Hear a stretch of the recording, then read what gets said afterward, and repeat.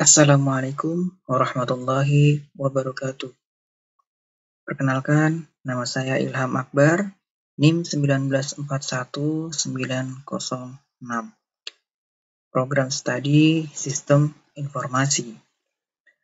Saya akan mempresentasikan judul skripsi saya dengan judul Sistem Monitoring Kualitas Pelayanan Marketing Sales terhadap kepuasan konsumen berbasis web pada PT Telkom Indonesia tahun 2022.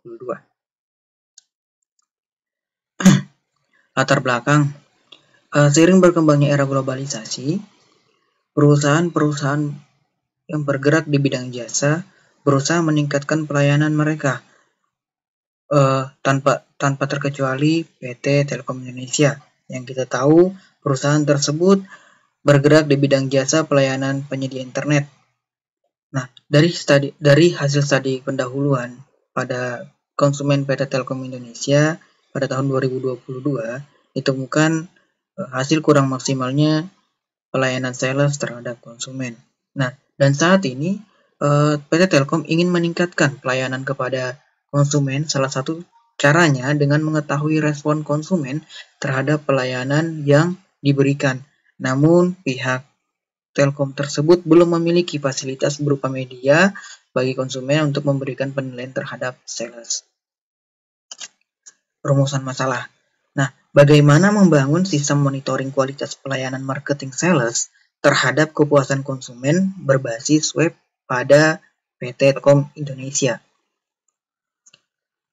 Batasan masalah terdiri dari 5. Yang pertama adalah proses monitoring pelayanan yang hanya dilakukan di Kota Samarinda, dan yang kedua, penelitian hanya dilakukan terhadap pelayanan marketing sales internet IndiHome.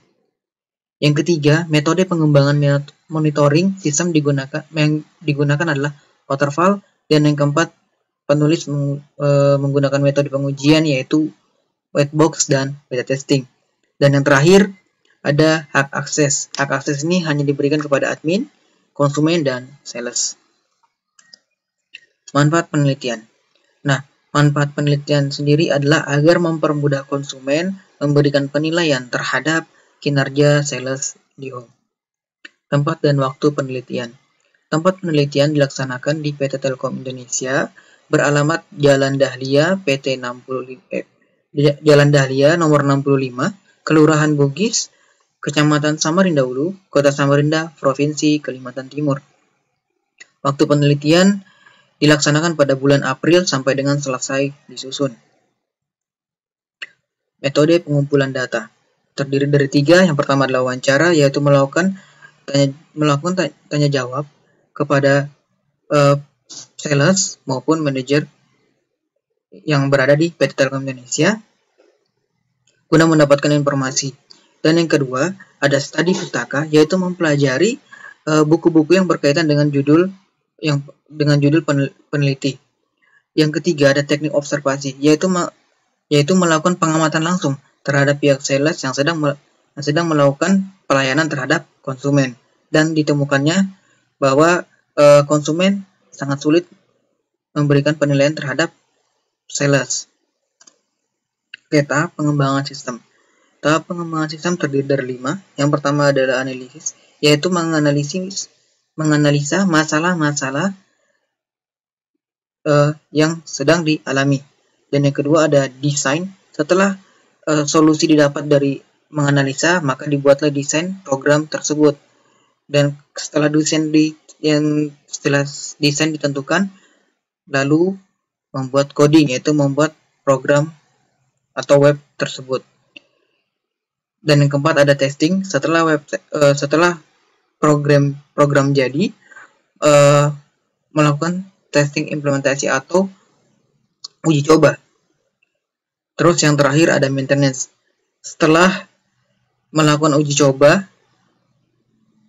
maka dilakukan lagi yaitu maintenance atau perawatan.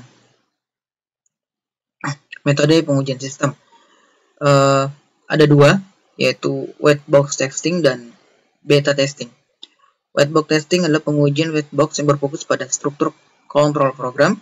Test case dilakukan untuk memastikan bahwa semua statement pada program telah dieksekusi paling tidak satu kali selama pengujian dan bahwa semua kondisi logis telah diuji.